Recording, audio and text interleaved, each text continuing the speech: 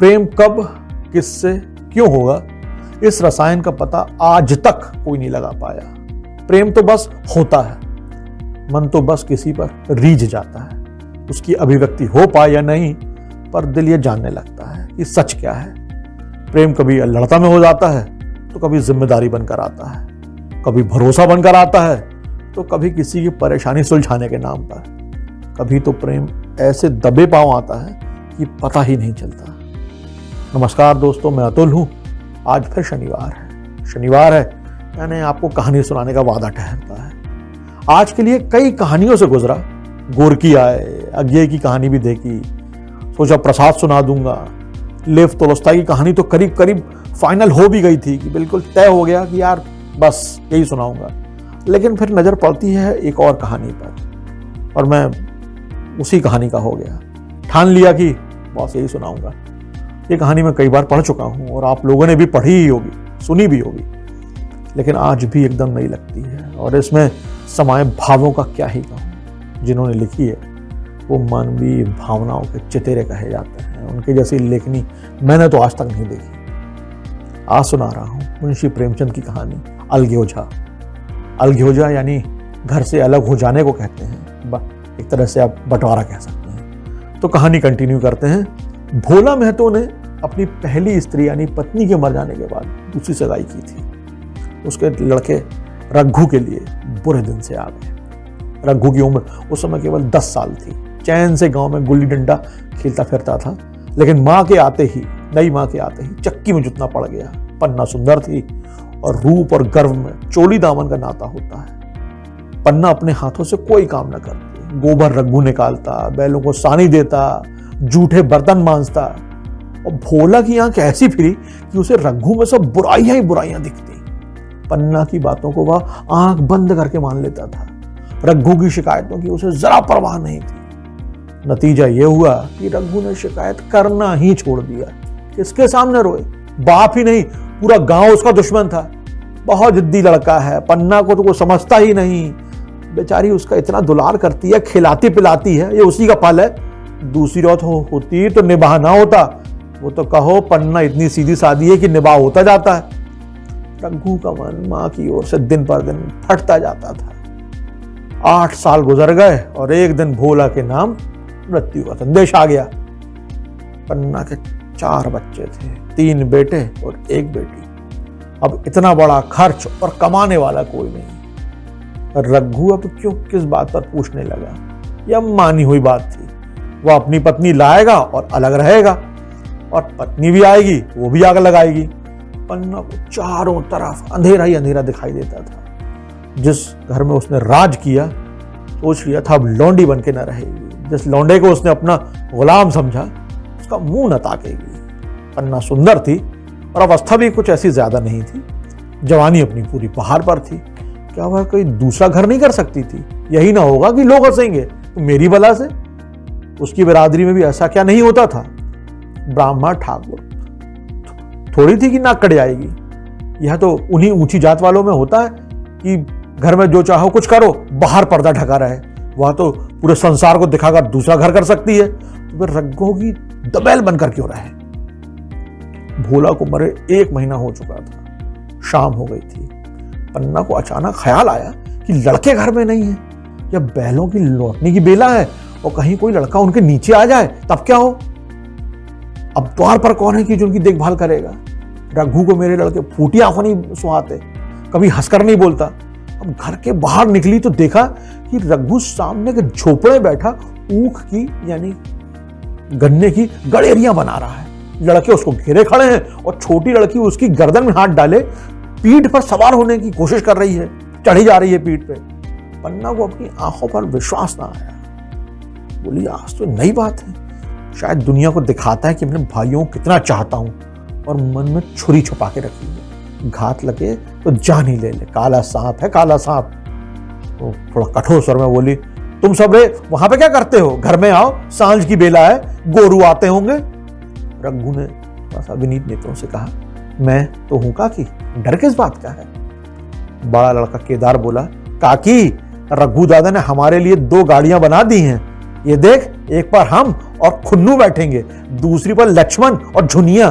दादा दोनों गाड़ियां खींचेंगे। यह कहकर वह एक कोने से 2 छोटी छोटी गाड़ियां निकाल लाया। 4-4 पहिए लगे थे, बैठने के लिए तख्ते लगे थे। पन्ना ने आश्चर्य से पूछा, ये गाड़ियां किसने बनाई? केदार ने चिढ़कर कहा, रघु दादा ने बनाई, और किसने? भगत के घर से बसूला रुखानी मांग लाए और चटपट बना दी। खूब दौड़ती हैं काकी, बैठ बैठ खुन्नू में खींचूं। खुन्नू गाड़ी में बैठ गया। केदार खींचने लगा। चर्र चर्र का शोर हुआ, मानो गाड़ी भी इस लड़कों के इस खेल में शरीक है। लक्ष्मण ने दूसरी गाड़ी में बैठकर कहा, दादा खींचो। रघु ने झुनिया को भी गाड़ी में बिठा दिया और गाड़ी खींचता हुआ दौड़ा। तीनों लड़के तालियां बजाने लगे। पन्ना चकित होकर देख रही थी और सोच रही थी, ये वही रघु है या कोई और? थोड़ी देर बाद दोनों गाड़ियां लौटी। लड़के घर में जाकर इस यान यात्रा के अनुभव को बयान करने लगे। खुन्नू ने कहा, काकी सब पेड़ दौड़ रहे थे। लक्ष्मण बोला, और बचिया कैसी भागी? सबकी सब दौड़ी। केदार बोला, काकी रघु दादा दोनों गाड़ियों को एक साथ खींच ले जाते हैं। झुनिया सबसे छोटी थी और उसकी व्यंजना शक्ति उछल कूद और आंखों तक सीमित थी। वो बस तालियां बजा बजा के नाच रही थी, बोल तो कुछ पा नहीं रही थी। खुन्नू बोला, अब हमारे घर भी गाय आ जाएगी काकी। रघु दादा ने गिरधारी से कहा है हमें गाय ला दो। गिरधारी बोला, कल लाऊंगा। केदार बोला, 3 सेर दूध देती है काकी, खूब दूध पिएंगे। इतने में रघु अंदर आ गया। पन्ना ने अवहेलना की दृष्टि देखकर पूछा, क्यों रघु, तुमने गिरधारी से कोई गाय मांगी है? रघु ने क्षमा प्रार्थना के भाव से कहा, हाँ मांगी तो है, कल लाएगा। पन्ना बोली, रुपए किसके घर से आएंगे ये भी सोचा है? रघु बोला, सब सोच लिया है काकी।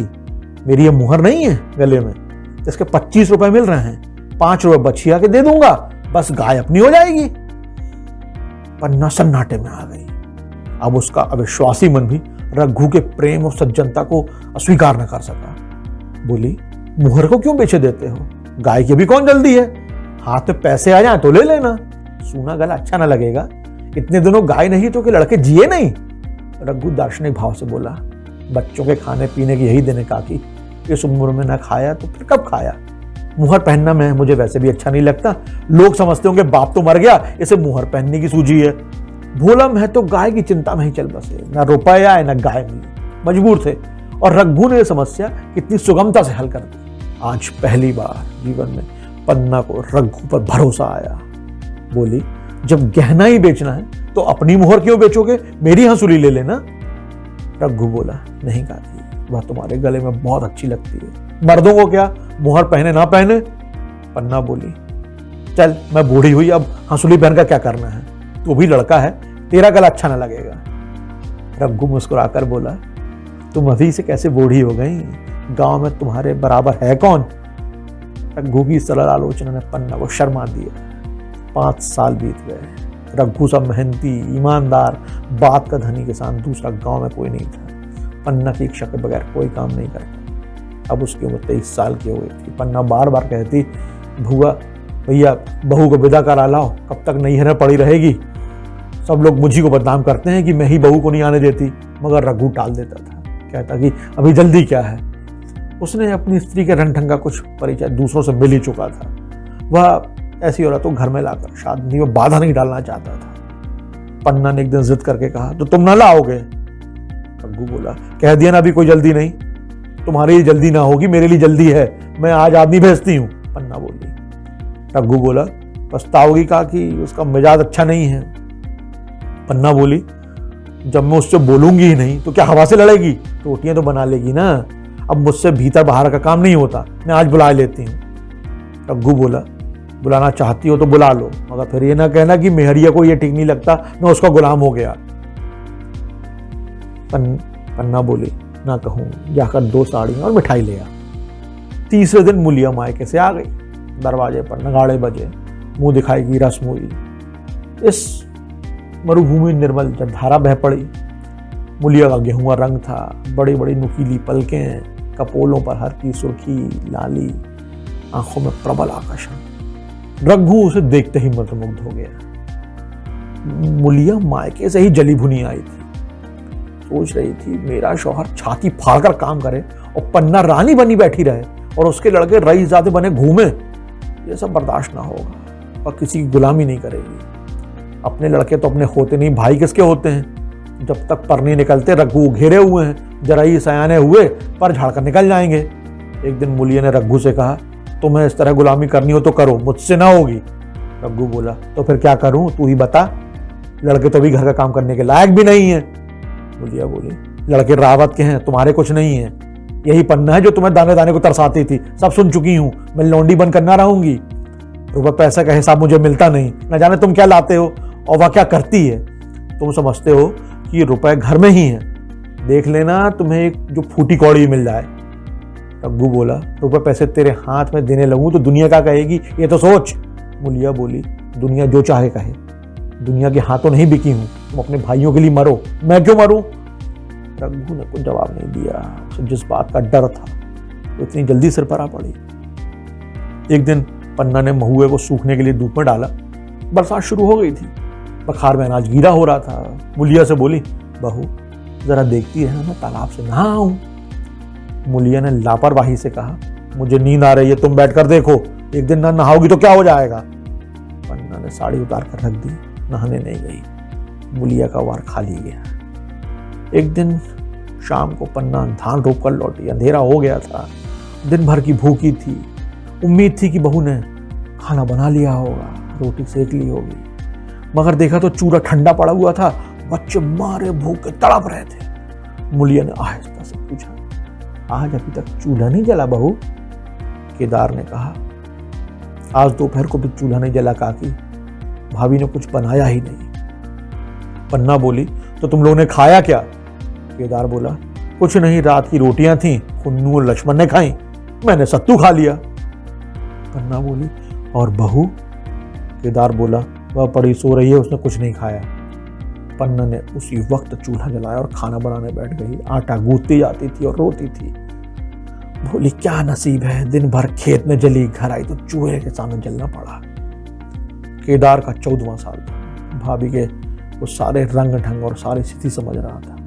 बोला, काकी भाभी अब तुम्हारे साथ रहना नहीं चाहती। पन्ना ने चौंक कर पूछा, क्या कुछ कहती थी।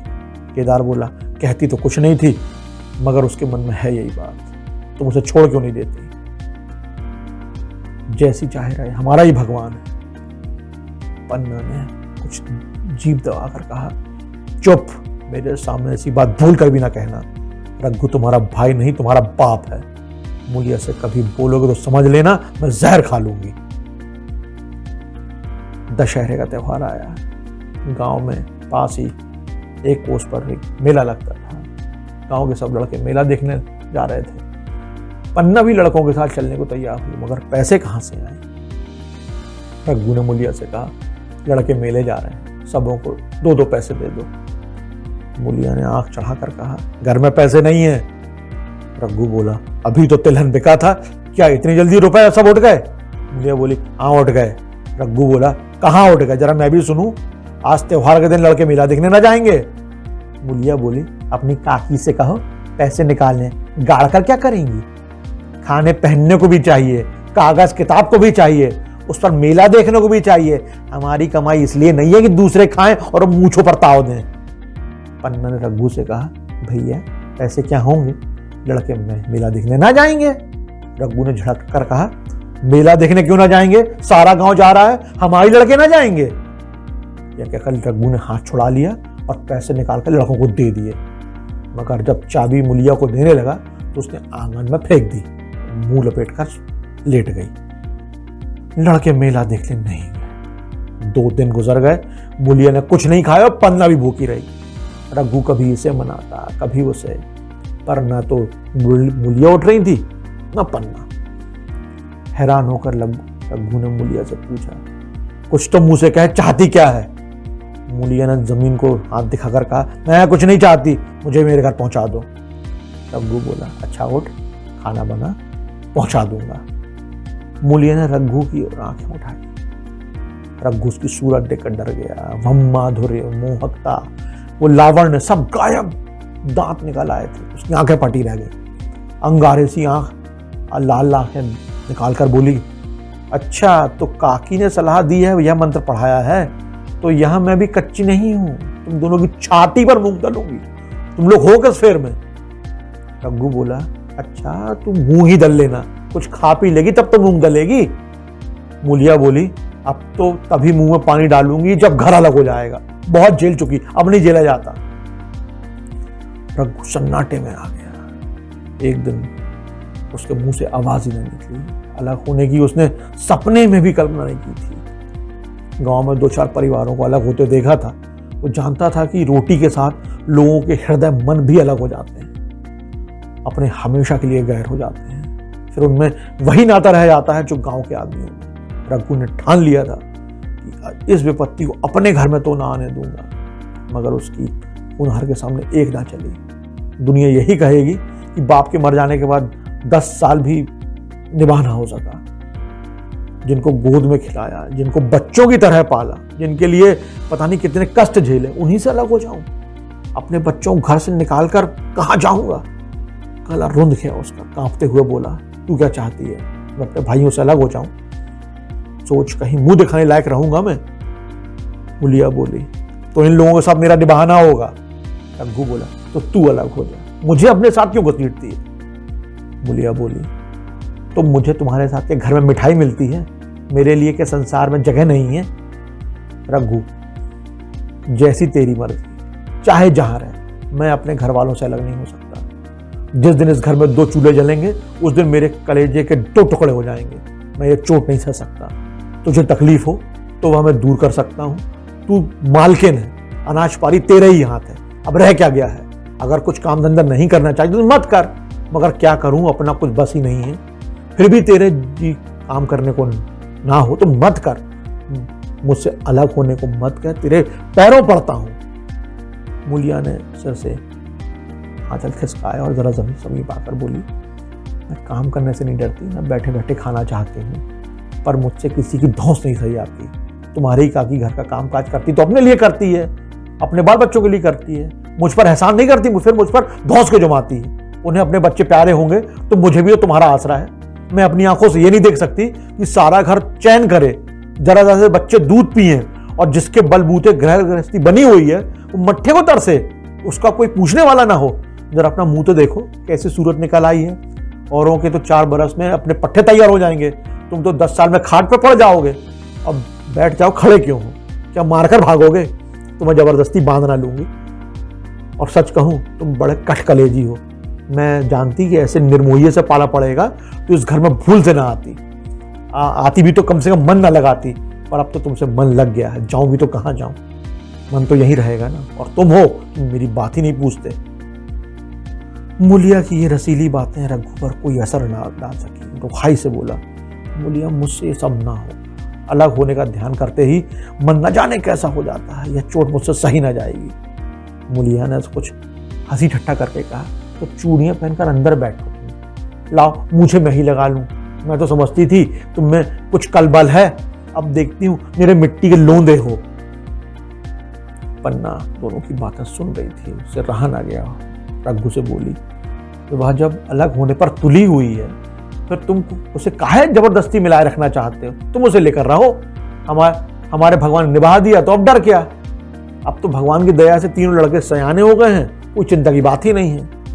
रघु ने आंसू भरी आंखों से पन्ना को देखकर कहा कि तू पागल हो गई है क्या? जानती नहीं, 2 रोटियां होते ही 2 मन हो जाते हैं। पन्ना बोली, जब वह नहीं मानती तुम क्या करोगे? भगवान की मर्जी होगी तो कोई कुछ करेगा ना भैया। तुमने मेरे बाल बच्चों के लिए जो कुछ किया वह भूल नहीं सकती।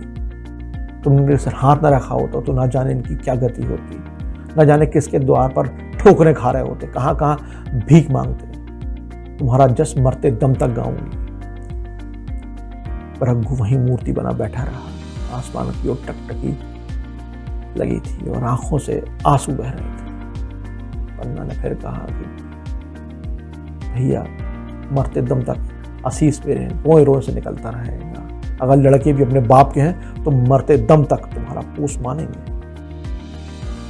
पन्ना की बातें सुनकर मूलिया समझ गई अपनी पौ बारा है। उठी और घर में झाड़ू लगाई, चूल्हा जलाया, कुएं से पानी लाने चली गई। मन्नत पूरी हो गई थी। गांव में स्त्रियों के 2 दल होते हैं, एक बहुओं का, एक सासों का।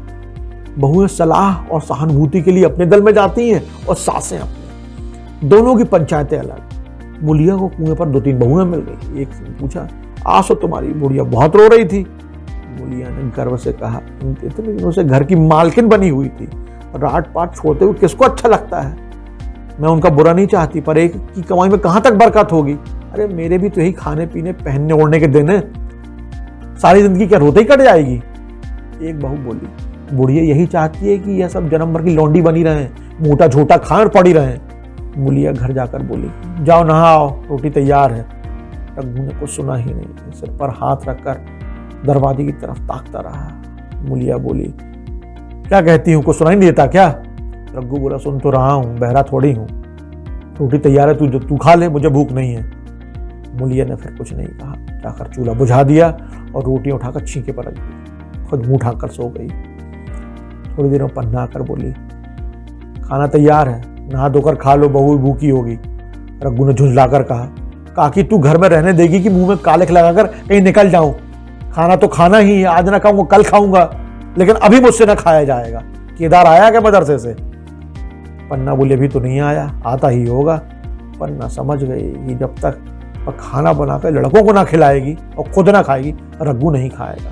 और इतना ही नहीं, उसे रघु से लड़ाई करनी पड़ेगी, उसे जली घटी सुनानी पड़ेगी, उसे दिखाना पड़ेगा कि मैं उससे अलग होना चाहती हूँ, नहीं तो वह चिंता में घुल घुल का प्राण दे देगा। खाना बना, सबने खाना खाया। केदार और खुन्नू भी आ गए। केदार ने पूछा, भैया को भी बुला लूँ ना? पन्ना बोली, तुम अगर खा लो, उसकी रोटी बहू ने अलग बनाई है। खुन्नू बोला, जाकर भैया से पूछाऊं? पन्ना बोली, जब उनका जी चाहेगा खा लेंगे, तू बैठकर खा। तो इन बातों से क्या मतलब? जिसका जी चाहेगा खाएगा, जिसका जी ना चाहेगा ना खाएगा। खुन्नू ने दरवाजे पर आकर झांका, सामने फूस की झोपड़ी थी, वहीं खाट पर रघु नारियल पी रहा था। खुन्नू अंदर आकर बोला, भैया तो भी नारियल लिए बैठे हैं। पन्ना बोली, जब जिसका जी चाहेगा खाएंगे। केदार बोला, भैया ने भाभी को डांटा नहीं? मुलिया अपनी कोठरी में पड़ी सुन रही थी, बाहर आकर बोली, भैया ने तो नहीं डांटा, अब तुम आकर डांट लो। केदार के चेहरे का रंग उड़ गया, पर जुबान न खोली। तीनों लड़कों ने खाना खाया और फिर बाहर निकले। लू चल रही थी। आम के बाग में गांव के लड़के लड़कियां हवा से गिरे आम बीन रहे थे। केदार ने कहा, आज हम भी आम चुने, खूब आम गिर रहे हैं। खुन्नू बोला, दादा बैठे हैं। लक्ष्मण बोला, मैं ना जाऊंगा, दादा घुड़केंगे। केदार बोला, वो तो अलग हो गए। लक्ष्मण बोला, तो क्या हमको कोई मारेगा तब भी दादा ना बोलेंगे? केदार बोला, वाह, तब क्यों ना बोलेंगे? रघु ने तीनों लड़कों को दरवाजे पर खड़े देखा, पर कुछ बोला नहीं। पहले तो वह घर के बाहर निकलते उन्हें डांट देता था, पर आज मूर्ति के साथ जैसा बिल्कुल बैठा रहा। लड़कों को साहस हुआ कुछ दूर और बढ़े, तब भी रघु कुछ नहीं बोला। सोच रहा था कि काकी ने लड़कों को खिला पिला दिया, मुझसे पूछा तक नहीं।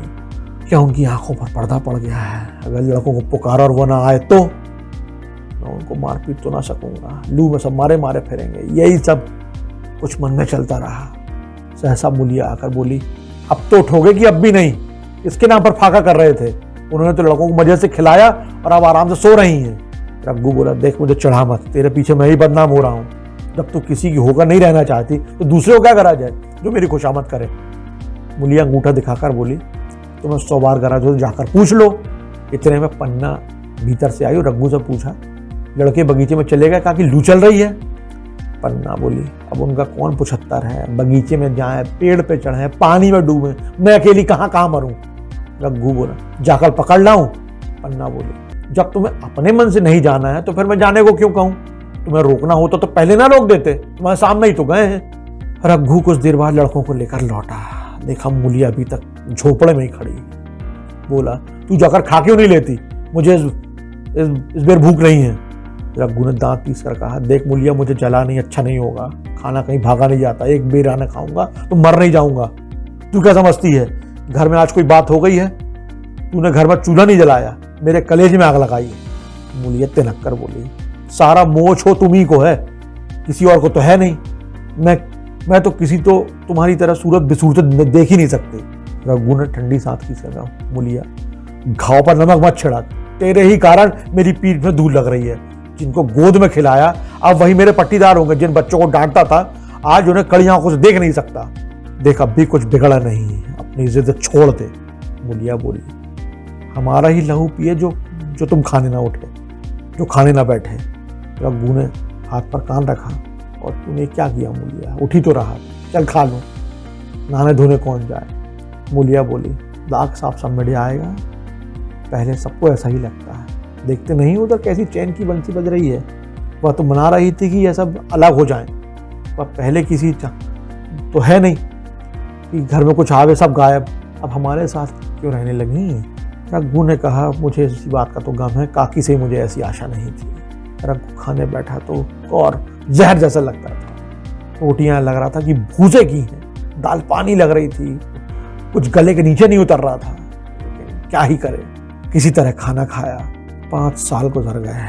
अब रघु 2 लड़कों का बाप बन चुका था। दीवार में, आंगन में दीवार खिंच गई थी, खेतों में मेढ़े डाल दी गई, बैल बछिए बांध लिए गए थे। पन्ना मूलिया एक दूसरे की सूरत से जलती थी। वही पन्ना जो उन्हें उपटन मिलती, कागज लगाती, आज गोद में लिए फिरती थी। मगर मूलिया के मुंह से अनुग्रह का एक शब्द भी नहीं निकलता था। पन्ना को इसकी लालसा भी नहीं थी। रघु घर पर अकेला था, अभी दुर्बल, अशक्त, जवानी, बूढ़ा हो गया था। उम्र 30 से ज्यादा नहीं थी, लेकिन बाल खिचड़ी हो गए थे, कमर झुक गई थी, खांसी ने और परेशान करके रखा था। देखकर दया आती थी। खेती की जैसी सेवा होनी चाहिए वह उससे हो नहीं पाती थी। फसल कहाँ से होती, कर्जा भी हो गया था, यह चिंता ही मारे डालती थी। चाहिए तो ये था कि अब उसे आराम मिलता, लेकिन सिर का कुछ बोझ हल्का होता। लेकिन मूलिया की अदूरदर्शिता ने सब कुछ उजाड़ के रख दिया। अगर सब एक साथ रहते तो अब तक पेंशन पा जाते। खैर, उसे अब धीमा धीमा बुखार रहने लगा। हृदय की फांस, चिंता, कड़ी मेहनत और शायद अभाव का यही पुरस्कार है। पहले कुछ परवाह नहीं की, समझा सब कुछ अच्छा हो जाएगा, मगर कमजोरी बढ़ने लगी। दवा की फिक्र हुई। दवा के लिए पैसे चाहिए थे, वो थे नहीं। पन्ना को मौका मिलता तो उसे तसल्ली देती। लड़के रघु से अब भी बात नहीं करते थे। एक दिन कहा कि अब देखें कौन पूछता है, सिसक कर भैया ना मरे तो देख लेना, बहुत हाय हाय भी अच्छी नहीं होती। आदमी उतना काम करे जितना हो सकता है, ये नहीं कि रुपए के लिए जान दे दे। पन्ना बोली, बेचारे रघु का कौन सा दोष है। केदार ने कहा, मैं खूब समझता हूँ, भैया की जगह मैं होता तो डंडे से बात करता, मजाल थी कि औरत यूं जिद करती। आखिर एक दिन रघु का टिमटिमाता दीपक बुझ गया। मौत ने सारी चिंताएं हल कर दी। मूलिया का जीवन एक अंधकारमय हो गया। खेती तहस नहस हो रही थी, डांठे खलियाने पड़ी थी, ऊख सूख रही थी। 13 दिन बीत गए। क्रियाक्रम में छुट्टी मिली तो मूलिया ने दोनों बच्चों को गोदी में उठाया और अनाज बांटने चली गई। एक बिस्तर को, एक बच्चे को घास पर सुला दिया, दूसरे को वहीं बैठाकर अनाज बांटने लगी। एक बच्चा रोने लगा तो बड़ा लड़का उसे चुमका कर कह रहा था, भैया तुम तुप रहो। उसके मुंह पर हाथ फेर रहा था, चुप कराने के लिए विकल था। बच्चा चुप ना हुआ तो खुद उसके पास लेट गया, उसे प्यार करने लगा, मगर यह कोशिश भी नाकाम रही। उसी समय पन्ना दौड़ी आई और बालक को गोद में उठाकर बोली, लड़कों को मुझे क्यों ना दे आई बहू। बेचारा धरती पर लौट रहा है, जब मैं मर जाऊं तो जो चाहे सो करना, पर अभी तो जीती हूं। अलग हो जाने से बच्चे तो अलग नहीं हो गए। मूलिया बोली, तुम्हें भी तो कहाँ छुट्टी थी अम्मा, क्या करती। पन्ना बोली, तो तुझे आने की यहाँ जल्दी ऐसी कैसी थी, डांट मारने जाती, 3 लड़के हैं, किस दिन काम आएंगे। तुझे विश्वास ना आएगा, जब से भैया मरे हैं केदार को बहुत चिंता हो गई। दिन में 100 बार पूछता है कि भाभी बहुत रोती तो नहीं है, लड़के भूखे तो नहीं हैं। कल ही आकर बोला, अम्मा मैं जानता होता कि भैया इतनी जल्दी चले जाएंगे तो उनकी कुछ सेवा कर लेता। कहाँ जगह उठता था, अब देखती हूँ कि रात से ही उठकर काम में लग जाता है। खुन्नू कल बोल रहा था, पहले हम अपनी ऊख में पानी दे लेंगे तब भैया की ऊख में देंगे। तो केदार ने कहा, खुन्नू कि कैसी तुम्हारी और कैसी हमारी, भैया ने जिलाना लिया होता तो आज मर गए होते या कहीं भीख मांग रहे होते। आज बहुत ऊख वाले बने हो, यह उन्हीं का पुण्य प्रताप है कि आज भले आदमी बने बैठे हो। परसों रोटी खाने बुलाई तो मड़ैया में बैठा रो रहा था। मैंने पूछा क्यों रोता है, तो बोले, अम्मा इसी अलगोजे के दुख से भैया मर गए, नहीं अभी उम्र ही क्या थी, या उस वक्त ना सूझा, नहीं तो उनसे क्यों बिगाड़ करते। घटना को 5 साल गुजर गए हैं। पन्ना बूढ़ी हो गई है, केदार घर का मालिक है, मूलिया घर की मालकिन है, खुन्नू लक्ष्मण की शादी हो गई है, केदार कुंवारा है, कहता शादी नहीं करूंगा। कई जगहों से बातचीत हुई, कई सगाइयाँ आई, पर उसने हामी नहीं भरी। कहता है औरतों से कौन सा सुख। घर में मेहरिया आई और आदमी का मिजाज बदला। माँ बाप भाई बंधु फिर सब पर आए। ये जैसे भैया का मिजाज बदल गया, पर दूसरों की क्या गिनती। 2 लड़के भगवान ने दिए हैं और क्या चाहिए। बिन ब्याहे ही 2 बेटे मिल गए। जिसे अपना समझो वह अपना है, जिसे गैर समझो तो गैर है। एक दिन पन्ना ने कहा, तेरा वंश कैसे चलेगा रे? केदार बोला, मेरा वंश तो चल ही रहा है, दोनों लड़कों को अपना ही तो समझता हूँ। पन्ना बोली, समझने ही पर है, तू तो मुलिया को भी अपनी महरिया समझता होगा। केदार छींकते हुए कहा, तुम तो गाली देती हो अम्मा। पन्ना बोली, गाली कैसी, तेरी भाभी ही तो है। केदार बोला, मेरे जैसे लठ गंवार को वह क्यों पूछने लगी? पन्ना बोली, तू करने को कहे तो उससे पूछूं? केदार बोला, नहीं अम्मा, कहीं रोने गाने लगे तो? पन्ना बोली, तेरा मन हो तो बातों बातों में उसके मन की थाह लूं? केदार बोला, मैं नहीं जानता, जो चाहे कर। पन्ना केदार के मन की बात समझ गई कि लड़के का दिल मुलिया पर आया है, पर संकोच के मारे कुछ नहीं कहता। एक दिन उसने मुलिया से कहा, क्या करूं बहू, मन की लालसा मन में ही रह जाती है। केदार कभी घर बस जाता तो मैं निश्चिंत हो जाती। मुलिया बोली, वह तो करने को कहते ही नहीं। पन्ना बोली, कहता है ऐसी औरत मिले जो घर में मेल से रहे तो कर लूं। मुलिया बोली, ऐसी औरत कहाँ मिलेगी, कहीं ढूंढो। पन्ना बोली, मैंने तो ढूंढ ली है। मुलिया बोली, सच, किस गांव की है? पन्ना बोली, अभी ना बताऊंगी, यह जानती हूँ कि केदार की उससे सगाई हो जाए तो घर बन जाए, केदार की जिंदगी भी सफल हो जाएगी। ना जाने लड़की मानेगी कि नहीं। मुलिया बोली, मानेगी क्यों नहीं अम्मा, ऐसा सुंदर कमाओ सुशील वर और कहाँ मिला जाता है। उस जन्म का कोई महात्मा है, नहीं तो लड़ाई झगड़े के डर से कौन बिन ब्याह रहता है। कहाँ रहती है, मैं उसे मना लाऊंगी। पन्ना बोली, तू चाहे तो उसे मना ले, तेरे ही ऊपर है। मुलिया बोली, आज ही चली जाऊंगी अम्मा, उसके पैरों पड़कर मना लाऊंगी। पन्ना बोली, बता दो, तू ही तो है वो। मुलिया को शर्म आकर बोली, अम्मा तुम तो गाली देती हो। पन्ना बोली, गाली कैसी, देवर ही तो है। मुलिया बोली, मुझ जैसी बुढ़िया को वह क्यों पूछे? पन्ना बोली, वह तुझी पर दांत लगाए बैठा है, तेरे सिवा उसे कोई भाती ही नहीं। डर के मारे कहता नहीं, पर उसके मन की बात मैं जानती हूँ। वह धम्म के शोक से मुरझाया हुआ मुलिया का वो पीला पड़ा कमल की भांति खिल गया। 10 साल में उसने जो खोया था, एक क्षण में ब्याज के साथ मिल गया। वही लावण्य, वही विकास, वही आकर्षण, वही लोच, बस यही थी कहानी। जिंदगी में दोस्तों लड़ाई झगड़े कहाँ नहीं होते, मेल है तो कुछ बेमेल भी होगा, पर कभी इतनी खिन्नता, इतनी वैमनस्यता नहीं आए कि अपना फूटी आंख ना सुहाए। अपनों से लड़िए पर वैर मत पालिए, वैर आपको खत्म कर देता है अंदर से। लड़ें, बुरा भला कहा और फिर एक हो गए, यही जीवन है। पानी में लठ मारने से पानी अलग नहीं हो जाता, प्रकृति हमें जोड़ना सिखाती है। अलग होने का पाठ हम न जाने कहाँ से सीखते हैं। माफ़ी चाहता हूँ, आज कहानी बहुत ज़्यादा लंबी हो गई, लेकिन मुंशी जी को काट पाना, एडिट कर पाना मेरे बूते की बात नहीं है। ज़्यादा ज्ञानवाड़ी होंगे तो माफ़ी चाहता हूँ। अगले शनिवार शाम 6 बजे आनी के YouTube चैनल पर एक नई कहानी लेकर आऊँगा। तब तक स्वस्थ रहिए, खुश रहिए, अपनों के साथ रहिए और सुनते रहिए मुझे यानी अतुल को। कहानियाँ अच्छी लगती हों तो हमारा YouTube चैनल ज़रूर सब्सक्राइब कीजिएगा और अपनों से भी करवाइएगा। जय हिंद।